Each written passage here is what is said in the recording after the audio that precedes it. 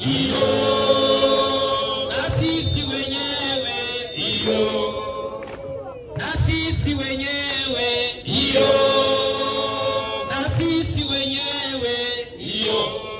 Kwa ukweli Kongo itajengwa na sisi wenyewe.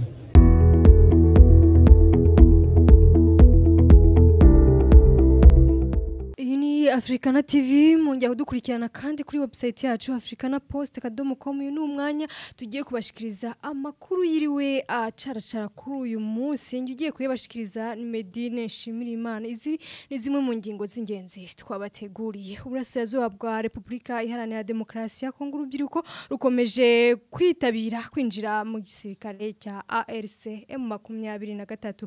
Nayo mu Burundi bwimye inzira abagenzi bafite pasiporo ziteweho kashe ya AFCM 23. Urusiya bwigambye guhanura drone 500 za Ukraine. Turaje tuyasengure mu kanya ntimucikwe.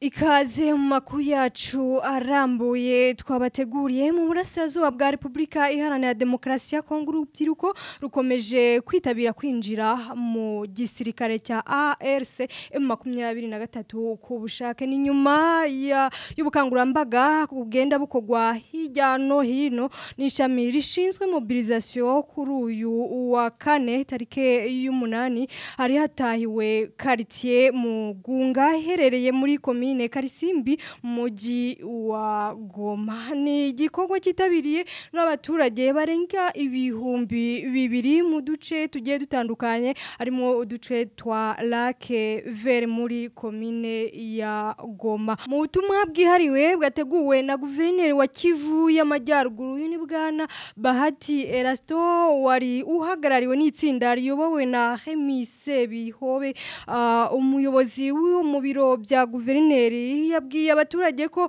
nyuma y'ibihe bikomeye intambara abaturage bo muri Mugunga banyuzemo ndetse anabagenera ubutumwa bwo kubihanganisha bizeza ko ubuyobozi bubari hafi ndetse no mu gihe cyose bakabaye bafite ibibazo bagomba kwegera ubuyobozi bukabibafashamo. Shalom wandugu. Alors, kwa wale ambao walipata ile message ya gouverneur alisema tena tuirudilie hata kwa watoto ya Mugunga nao ile message waisikie. Unajua wakati yenye mtu anapatikana na shida reaction ya kwanza mtu anasemaka mbona vile nilikuwa sijue. Unajifanya ignorance nilikuwa sijue na kitu ulishakapata message. Na ndio kwa maana hata ndani ya Kifaransa wanasema kama la répétition kuwasomi wako hapa la répétition unaelewa ni kusema kurudilia. Sio kama nikisema mkiswahili kurudilia kwa mambo inakuwa msingi ama mama wa nini wa science, si vile wa elimu. Ni kusema kama tuko tunarudilia hii mambo ni kusema uzingatie, kesho usikie kusema sikujuaka. Na kitu tulishipumone kusema tufanye mavae vile juu ya kusema tukusikilishe. Hayo tunarudilia ile message yenye gouverneur alisema tuambie wewe mwenye kukua hapa na pasi. Gouverneur alituambia anarudilia ile même message na ni message hizi 3. Tulisema ni message 3 wewe wanakumbuka. Message ya kwanza ambayo gouverneur anatuambia tuambie ni hii. Message ya kwanza ni ya unité, ni ya umoja. Kati yenu kuko watu wangali wanabaguana kweli kwa hii wakati. Kuko watu wenye mpaka leo wangali wanasema kama ule siwezi kuchangia naye kwa kuwa haiko kabila yangu. Kuko watu wangali wanabaguana kusema kama ule haiko wakilima yangu. Unaona ile desha haiko unité wakati yenye tunaendelea kubaguana. Haiko vile. Tuliwaambia hapo pase kwamba watu wengi hapa mafamilia za mingi zilisibiri ile kubaguana na mpaka tukafikia hata wakati ya kuuana juu ya ubaguzi ya ukabila. Wengine hata wakaanza kubaguana hata wakati ya kuangazia watu mumakazi anaanza kuwa anaangalia huyu ni wa kabila yangu ndio mwenyewe atakuwa pembeni yangu, huyu ni wa kabila yangu ndio mwenyewe natetea.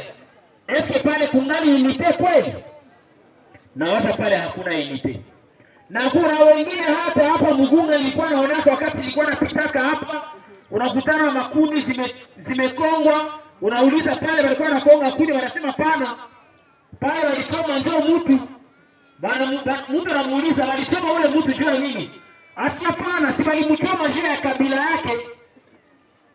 Na wewe mwenye ulikuwa unapita pale na unapiga mikono wanasema kimekoma. Na wewe uliua. Shalom. Wakati unasema kinakoma maana yake na wewe uliua indirectement. Unaona mtu anaanza mtia kopine, banasema kama pana zile pua, ile mfupi, ile mrefu na exaggeré. Wewe unaenda ndio unaenda eske pale kungali imite? Nikisema kama pale hakuna imite. Ndio maana gouvernement anasema tunaambia watoto ya Mugunga tuko na besoin ya imite. Si tuko na besoin ya maendeleo hapa Mugunga. Baranje wako na besoin ya maendeleo hapa Mugunga.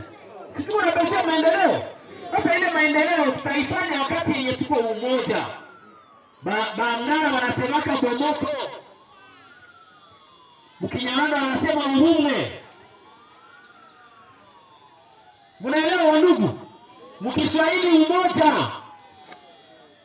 Tuache ile mabiti ya kusema tubaguane, hiyo haitatusaidia na kitu. Si vile? Daima hakuna maana chagulana kuzaliwa kabila yenye yeye anataka. Eske ulizaliwa tukambia Mungu atukaye hata tu nizaliwa Munande. Eske wewe ulishaifanya? Binakuwaka vile kweli? Binakuwaka? Yabasabye kandi kwirinda ibihuha bibabuza gukora imirimo yabo ngo biteze hazogaruka leta ya Kinshasa gugaruka muri uyu muji wa Goma. Muri ibi biganiro abaturage banahawe umwanya wo kubaza ibibazo bye bitandukanye. Uyu numwe mu basangwa butaka bagaragaje ko basaba kurenganurwa kubera ababatwaye ubutaka bwabo. Kwanza na wasalimu katika uwezo wa jina la Yesu. Mimi Ome Mumbuti, na mimi hapa nafurahi kuona nasi tunajikuta katikati ya wengine na wakati mnatupa neno, antuka tunafurahi sana. Tunafurahi kuona Wakunga. Chenye naenda sema ni hichi. Tunabashukuru kungambo yetu ya sie Wambuti chenye kilituma kwesi kabisa aba bagana kama ni ba MP3. Nayo ku bibazo bijyanye n'umutekano ku ruhande rwa gisirikare hari Colonel Alfred Musubau ushinzwe guhuza ibikorwa bya gisirikare n'abasivile muri AFCM 23 yabwiye abaturage ko botuza kandi bakizera ingabo zibarinda uko bazizeza umutekano usesuye. Gusa banasabwe gushishikarira kubwira abaturage batunze intwaro mu ngo zabo kuzisubiza ndetse bakabashishikariza cyane kuzitanga mu rwego rwo kwirinda ko hatazagira uwo bafatanwa ndetse akabihanirwa birenze. Ila na ninyi mjue ya kwamba kuna watu ambao mmewaweka ambao sio wazuri, ambao ni mabandia, walitoka ndani ya Munzenze, na wengine ni FARDC, wengine ni FDLR, sijui na adui eti ni wazalendo, namna mmewaita majina. Hao watu ndio wanaendelea kuwakosesha usalama ndani ya manyumba, wakiwaiba na kuwaua na kuwabaka. Na hii imetoka kukuja kwetu, na vitendo kama na hivi sisi hatuvikubali na hatuwezi kuviruhusu na hatuwezi kuvitetea ndani ya eneo yetu ambayo tunaidhibiti, ambayo tunaikontrol. Mnisikie vizuri. Na hii imeonekana kuwa inataka kupanda ama kujiaccentue ndani ya mji wa Goma na kando kando hapa Mugunga na sehemu zingine, lakini eneo zingine zote hii tumedemontele hizi rezo na zimemalizika, kwani kumeonekana utashi de la part de la population, contribution ya population imeonekana kuwa juu na imeturahisisha hii kazi. Lakini kwenu inaonekana mungali mnajiogopa. Mkifikiria eti kesho Kisekedi atakuja hapa. Hiyo mnajidanganya. Mu gusoza iyi mobilisation urubyiruko rugera kuri 35 basabye kwinjira ku bushake muri ARC M23 bakajya kwifatanya na bagenzi babo mu nzego z'umutekano zirimo igisirikare ndetse na polisi. Ibi bikorwa rero bya mobilisation bizakomeza hirya no hino muri Goma ndetse kandi kugeza uyu munsi bitanga umusaruro ushimishije nkuko byavuzwe na Remy Segihobereka. Turuke gato tuze tubabwire nandi makuru ari kuvugwa ku isi. Dukomeza n'amakuru yacu, reka tuyakomereze mu gihugu cy'u Burundi ubwo urwego rw'abinjira n'abasohoka muri iki gihugu gwimye inzira abarundi baturutse mu burasirazuba bwa Republika Iharanira Demokarasi ya Kongo bafite pasiporo zataweho kashe n'ihuriro rya AFCM 23. Aba bagenzi biganjemo abacuruzi ndetse n'abashoferi b'imodoka binini basobanuye ko baherutse guca mu bice bigenzurwa n'iri huriro AFC 23. AFC 23 rero ni igenzura izi service z'abinjira n'abasohoka ku mipaka kuri uyu mujyi igenzurwa nayo harimo tumwe mu tugi tugiye dutandukanye birimo Bunagana ndetse na Goma mu ntara ya Kivu y'Amajyaruguru ndetse na Bukavu mu ntara ya Kivu y'Amajyepfo. Ubwo aba barundi bageraga ku mipaka Kobero mu ntara ya Muyinga pasiporo zabo zafatiriwe ndetse urwego rw'abinjira n'abasohoka muri iki gihugu rugumana bamwe ndetse abandi bagomba babasubiza inyuma. Abagenzi rero basobanuye ko abanyekongo ndetse n'abandi banyamahanga bafite izi pasiporo zateho kashe na AFCM 23 bo bagenda nta nkomanzi kuko aba ibi bireba ku barundi bonyene. Leta y'u Burundi rero ifata AFC 23 nk'umwansi wayo kuko kuva mu 2023 ingabo z'iki gihugu zifatanya na leta ya Republika Iharanira Demokarasi ya Kongo kugwanya iri huriro. AFC M23 yirukanye izi ngabo z'abarundi ndetse n'iza Republika Iharanira Demokarasi ya Kongo mu bice byinshi by'intara ya Kivu y'Amajyepfo ndetse n'iy'Amajyaruguru muri Mutarama ndetse na Gashyantare. Kuva icyo gihe rero ubu hakaba hari hagenzurwa na AFCM 23 ariyo igenzura izi service z'abinjira n'abasohoka ku mipaka ihereranye naho bafashe. Ubusanzwe bagenzuraga izitangirwa muri Bunagana kuva muri Kamena mu mwaka wa 2023. Reka tuze tubabwire ibiri kuvugwa mu Burusiya ndetse na Ukraine.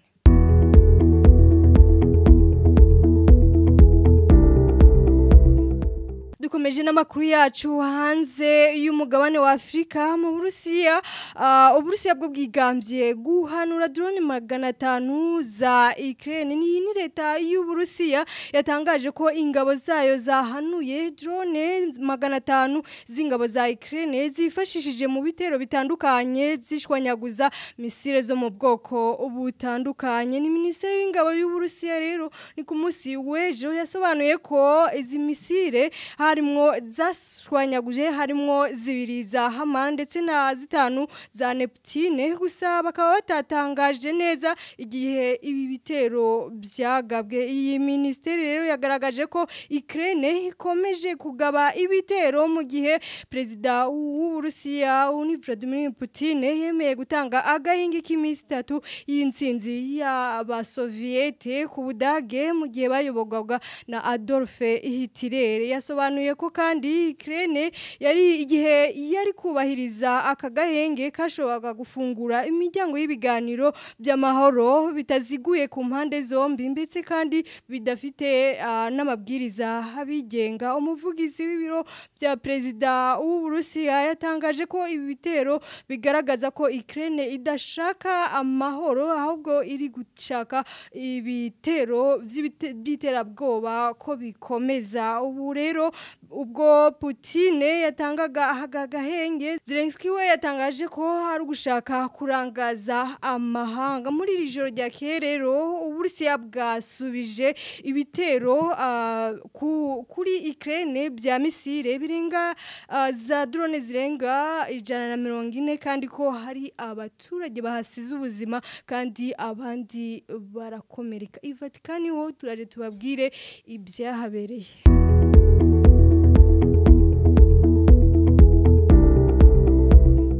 Reka tubasezere tubibutsa zimwe mu ngingo z'ingenzi twari twabateguriye mu burasirazuba bwa Repubulika Iharanira Demokarasi ya Kongo. Urubyiruko rukomeje kwitabira kwinjira mu gisirikare cya ARCM 23. Burundi nabwo bwimye inzira abagenzi bafite pasiporo ziteho kashe ya AFCM 23. Uburusiya bwigambye guhanura drone 500 za Ukraine. Nayo Vatican hongeye kugaragara umwotsi w'umukara. Reka tubasezere andi makuru ni ku munsi w'ejo. Murakoze.